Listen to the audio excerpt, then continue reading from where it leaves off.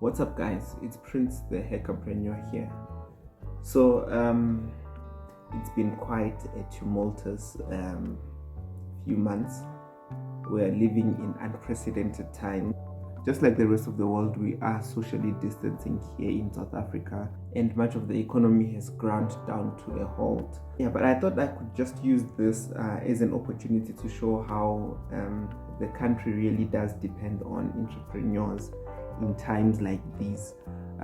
The reason I say that it's because we've seen the failure of bureaucracy in huge companies, right?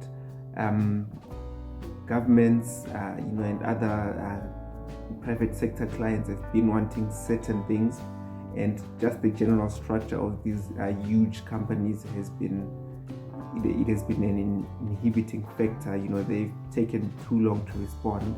But then the nice thing about that is that nothing is inherently good or bad, right? Even this coronavirus outbreak. The reason I say that is because within everything there's pockets of goodness, and basically it's just about taking advantage of the market when everything is going down and when it's going up. Over the past few months, when the outbreak first began in China, when China declared it at the World Health Organization on the 31st of December, what I did is I sort of, it came under my radar. I just started monitoring the situation. And when I saw that the Wuhan province, was under lockdown, and China had like 50 million people in effective lockdown, I thought, wait a minute, this is the population of the country that I actually stay in, South Africa.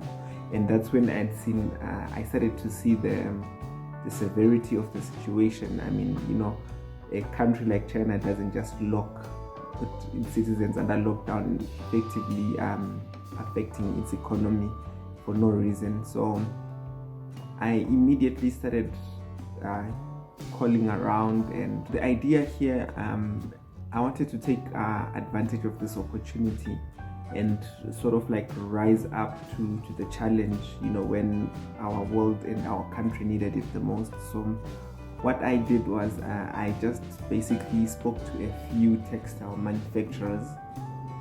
These are, the local guys that are creating authentic African clothing.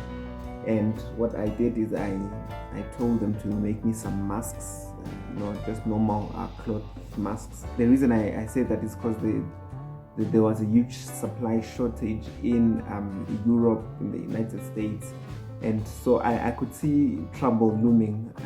So I managed to get these guys to actually make the masks for me, and we still have an ongoing relationship currently. And basically, I just provided it to small businesses, restaurants, and this was before the lockdown came into effect. So your restaurants, small garages, people that are in the service sector, companies that have people that are serving, these are people literally at the front lines of this epidemic. So what I did is I just mobilized these guys, and they created the masks for me at a very competitive price. I then sold those masks, right? And I answered the call basically a full 2 to 3 weeks before the lockdown. I also ordered sanitizers, and I did sell them to small shopping centers that did not have sanitizers at that moment in time. So the whole reason I'm just talking about this is that we as entrepreneurs are by nature supposed to be the people that are solving problems, right? We see these problems, we see issues coming, and we basically just prepare for them. And it's been horrible what COVID-19 has done to the economy. All my other businesses right now are just operating at snail's pace or non-operational. I'm just lucky that I don't have a lot of high fixed costs in a lot of my income streams.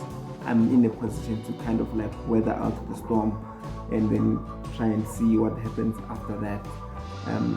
This is how one can take advantage of any situation. I mean, the thing that we are supposed to do as entrepreneurs is be there for our countries when they need us the most, and also solve challenging problems. In times like these, this is when we actually need to rise up and do things that we haven't done before, and we must be flexible and have the nimbleness of mind to actually see what's going on. I mean, I saw this and I monitored it as it was coming closer and closer to our shores. I got a few thousand masks, which I then, by the time the lockdown came, I was already sold out.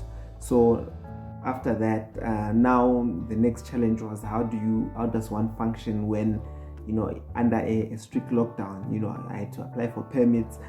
I had to step up and to make sure that the suppliers to the people that I'm actually working with able to supply during the lockdown. What do I mean? I mean, they're in the textile industry. It's not exactly essential services.